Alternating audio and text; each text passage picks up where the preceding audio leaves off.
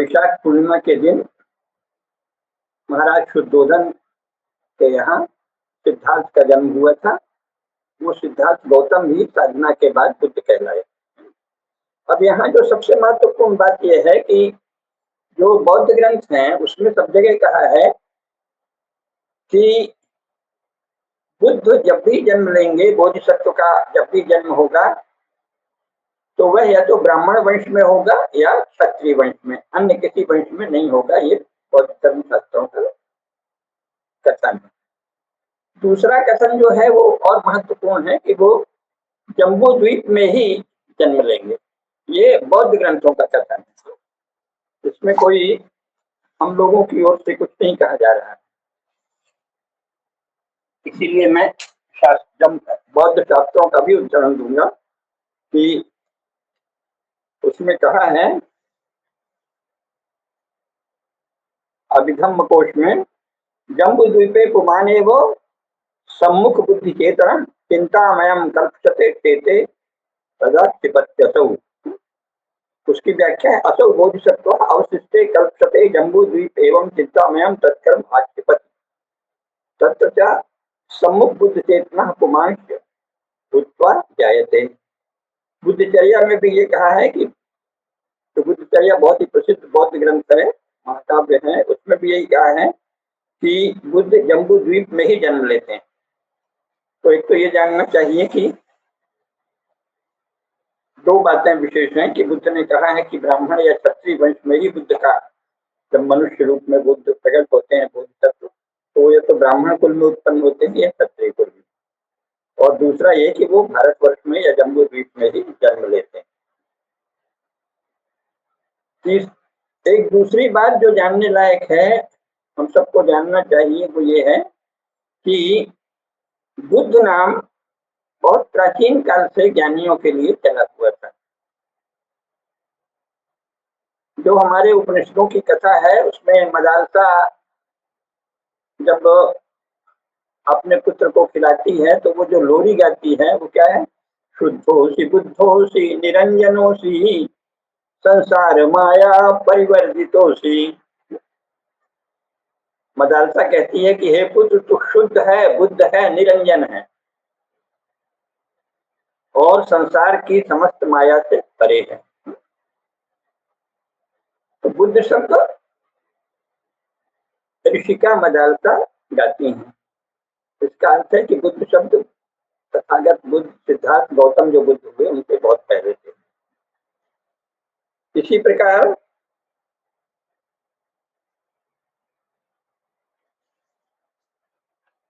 स्वयं जो बौद्ध ग्रंथ है उसमें भी यही कहा है कि बुद्ध पहले से होते हैं। चतपट ब्राह्मण में प्रतिबुद्ध शब्द का उपयोग है तो वो भी बहुत पहले से है। और सुत्त निपात में क्या कहा है कि बुद्ध जो है वो एक उपपद है, ये व्यक्तिवाचक नाम नहीं।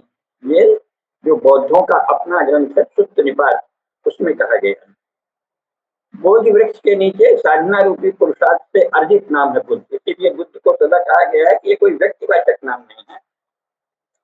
बुद्ध तो पुरुषार्थ से अर्जित बोधि का बोधि रूपी पुरुषार्थ से अर्जित जो स्थिति है उसी को बुद्ध कहते हैं। और उसमें क्या कहा है, उसमें जम्बू द्वीप की महिमा क्यों गाई है, क्योंकि बौद्ध ग्रंथों में ही कहा है, आचार्य बुद्ध घोष संस्कृत के एक महानतम कवियों में से हुए हैं। उनका कहना है कि भारतवर्ष ही वो महान देश है जिसमें दास और कर्म का नौकर चाकर भी ध्यान योग से स्मृति प्रस्थान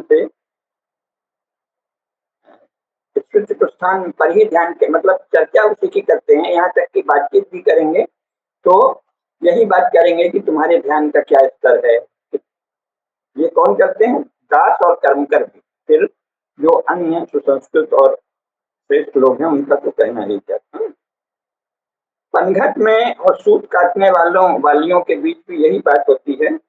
स्त्रियां पूछती हैं, हम तू किस स्मृति प्रस्थान की भावना करती है, किस स्तर का ध्यान करती है। और अगर कोई स्त्री कहे कि मैं तो नहीं करती, तो उसके लिए आता है कि धिक्कार है तेरे जीवन को, तू जीते हुए भी मृत के समान। ये महासत्य निपान सूत्र में अट्य कथा में कहा गया। तो इस प्रकार बुद्ध जो है वो व्यक्तिवाचक नहीं है, अपितु पुरुषार्थ से अर्जित, प्रचंड पुरुषार्थ से अर्जित जो ज्ञान साधना है वो ही है, उसे ही बुद्ध कहते हैं। और ये जो बुद्ध है ये उपपद है, व्यक्तिवाचक नाम नहीं।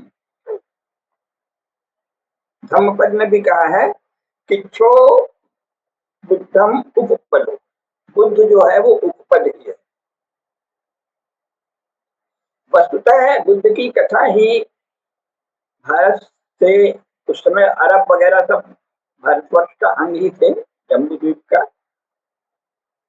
तो वहाँ विशेषकर तुर्क क्षत्रिय जो हैं भगदत्त नगर में, जो बाद में बगदाद कहलाया, वहाँ जो तुर्क सम्राट हुए, उन्होंने बौद्ध ग्रंथों का भी अनुवाद किया और वहां से बौद्ध ग्रंथ कुछ